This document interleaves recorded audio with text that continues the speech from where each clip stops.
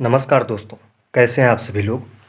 आज हम बात करेंगे शेयर मार्केट के बारे में। शेयर मार्केट होता क्या है, इसका आज हम बेसिक स्ट्रक्चर समझने की कोशिश करेंगे। जैसे शेयर मार्केट को हम 3 नामों से जानते हैं। कौन कौन? Stock market, share market, equity market. ये तीनों चीज़ एक ही हैं। आइए समझते हैं क्या होता है। उससे पहले मैं सबसे पहले आप सब लोगों को बता दूं कि आप हमारे चैनल को शेयर करें, सब्सक्राइब करें, लाइक करें, कमेंट करें। जैसे आप समझिए बेसिक क्या है।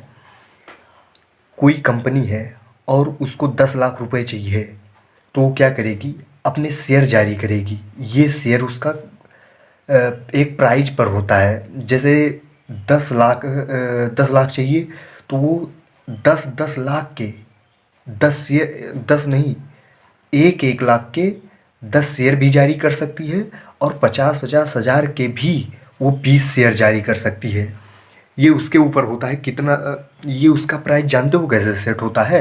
उसकी डिमांड पर होता है कि उस कंपनी की डिमांड इस टाइम पर कितनी है, उस कंपनी के प्रोडक्ट की डिमांड क्या है। इससे निर्धारण होता है कि उसका प्राइस क्या रहने वाला है शेयर का। अब आइए देख लेते हैं। ये जो शेयर मार्केट होता है ये 2 तरह का होता है। कौन कौन? एक होता है प्राइमरी मार्केट और दूसरा होता है सेकेंडरी मार्केट।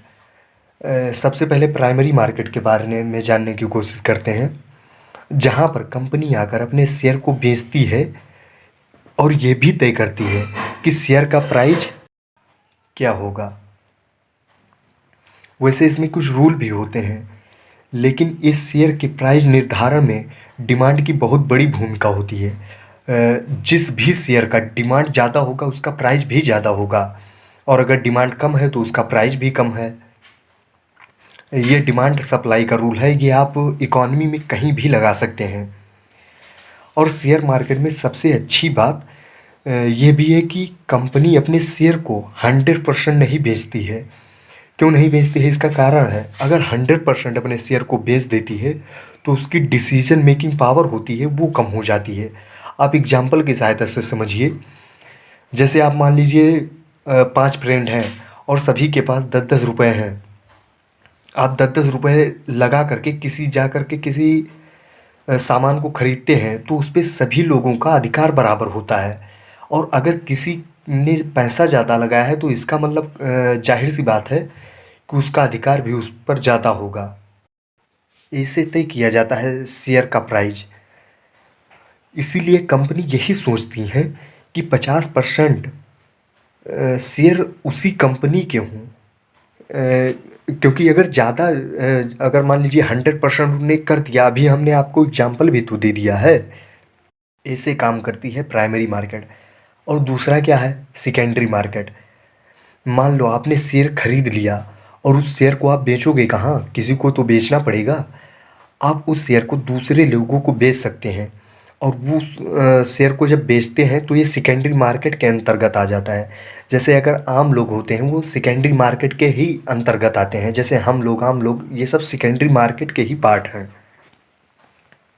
और जब प्राइस एक बार प्राइमरी मार्केट में सेट हो गया ना, तो आप उसको सेकेंडरी मार्केट में हेर फेर नहीं कर सकते हैं कि बढ़ा दें, घटा दें।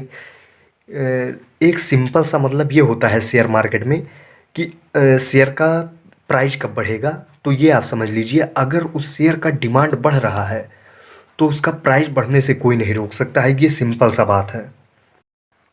और ये सब जो काम होता है, जहाँ पर ये सब काम होता है, खरीदा जाता है, बेचा जाता है शेयर प्राइस को, उसको हम कहते हैं स्टॉक एक्सचेंज। इंडिया में 2 बड़ी स्टॉक एक्सचेंज है। कौन कौन? BSE, बॉम्बे स्टॉक एक्सचेंज, और दूसरा कौन है?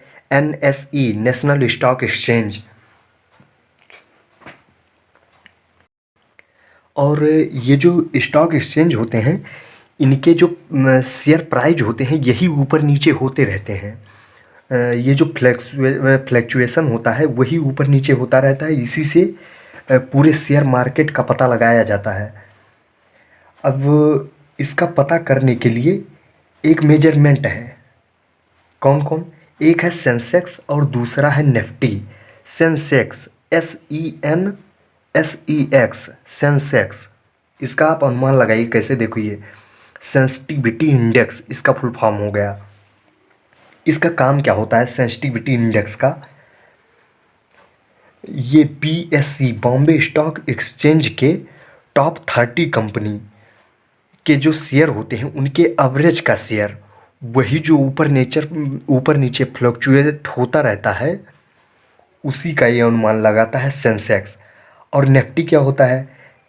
नेशनल +50, ये हो गया निफ्टी।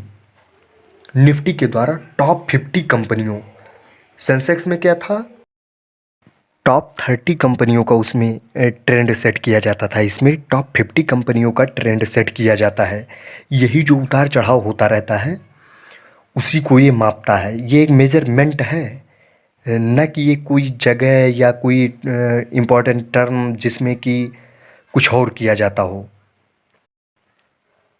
अब ये हो गया शेयर मार्केट का बेसिक जानकारी। अब इसमें आइए हम ये समझ लेते हैं कि अगर आपको शेयर मार्केट में कभी फ्यूचर में पैसा लगाना हो, इन्वेस्ट करना हो, तो आप क्या करेंगे, कैसे करेंगे? बेसिक से आप समझिए।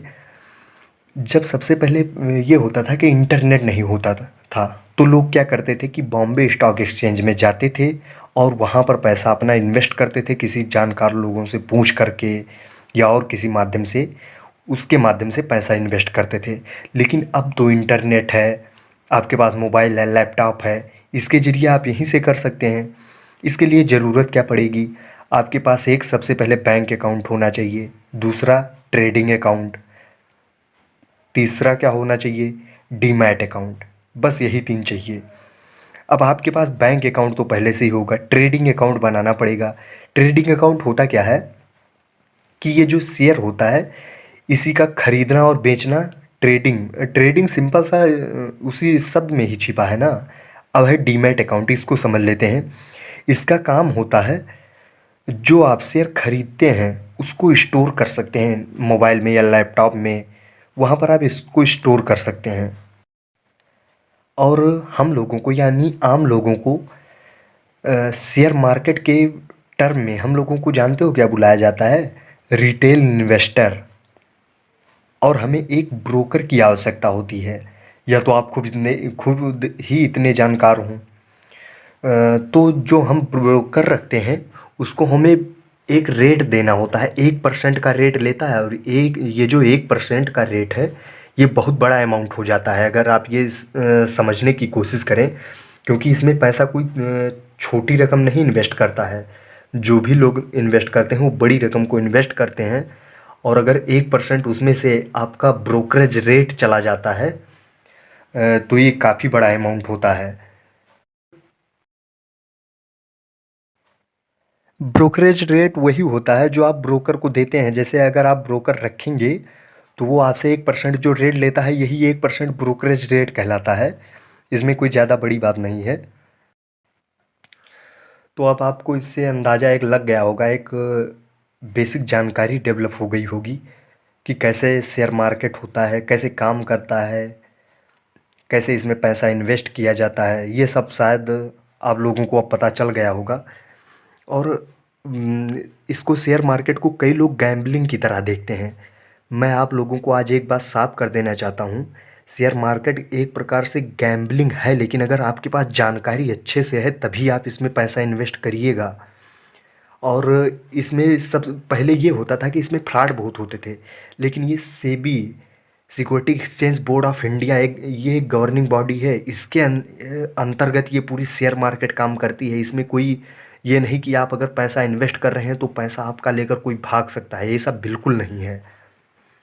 अगर आप शेयर मार्केट में पैसा इन्वेस्ट कर रहे हैं तो आपका पैसा तो सेफ है, लेकिन आपका ये पैसा आपने ये कहाँ किस कंपनी के लिए इन्वेस्ट किया है ये ज़्यादा मायने रखता है। अगर आपने किसी ऐसी कंपनी के लिए अपना ये पैसा इन्वेस्ट कर दिया है जिसके शेयर प्राइस गिर रहे हैं तो इसमें सेबी कुछ नहीं कर सकती है, क्योंकि आपका ये निर्णय है।